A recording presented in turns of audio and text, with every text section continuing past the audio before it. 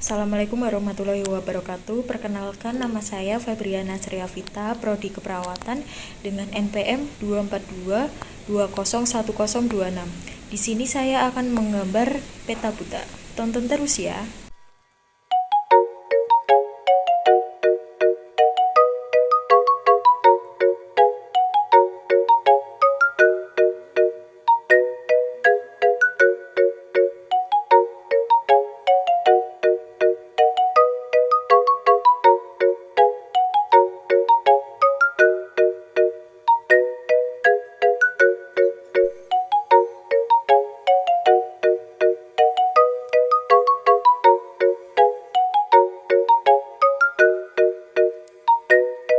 Di hasilnya, selanjutnya saya akan menjelaskan fungsi-fungsi bagian tersebut. Pada bagian ini nomor 1 terdapat vesikel pinositotik yang berfungsi untuk mengangkut cairan dan molekul kecil ke dalam sel melalui proses pinositosis. Yang kedua, warna kuning ini yaitu lisosom, berfungsi sebagai pengolah dan pembuangan dalam sel, mengandung enzim pencairan yang memecah bahan organik termasuk penghancur, daur ulang, dan pembersihan. Yang ketiga, bulatan warna oranye ini yaitu vesikel Golgi, berfungsi sebagai pembuat vesikel baru dari membran Golgi yang ada dan dimasukkan glikoprotein dan zat lain yang dibuat dalam jaringan Golgi ke dalam vesikel tersebut. Keempat, retikulum endoplasma kasar, berfungsi sebagai tempat sintetis protein dan mengangkutnya ke bagian lain dalam sel. Retikulum endoplasma halus, berfungsi untuk sintetis lemak seperti fosfolipid dan kolesterol serta karbohidrat yang akan digunakan untuk menghasilkan membran sel baru. Pada bagian luar terdapat membran sel.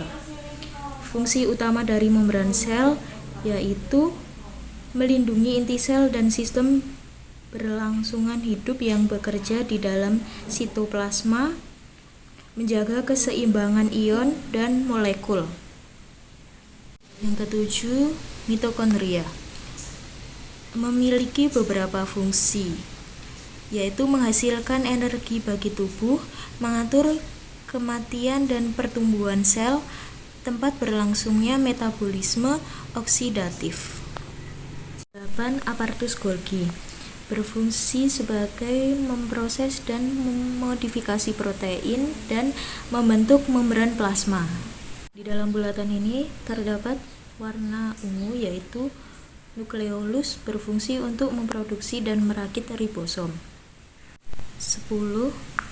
Warna pink, terdapat nukleus, berfungsi sebagai tempat penyimpanan informasi genetik dan pusat kendali sel. 11. Yaitu sentriol, berfungsi sebagai pembelahan sel, pembentukan sentrosom, pembentukan silia dan flagela, pengaturan mikrotubulus dan penentuan lokasi organel. 12. Mikrotubulus, berperan dalam pergerakan sel, pembentukan sel, dan pengangkutan bahan-bahan dalam sel. 13. Sitoplasma, berfungsi sebagai tempat penyimpanan bahan kimia sel yang penting bagi metabolisme sel, seperti enzim-enzim, ion-ion, gula, lemak, dan protein. Terakhir, 14. Ribosom atau robosom, berfungsi sebagai salah satu tempat untuk melakukan sintetis protein atau pembentukan protein.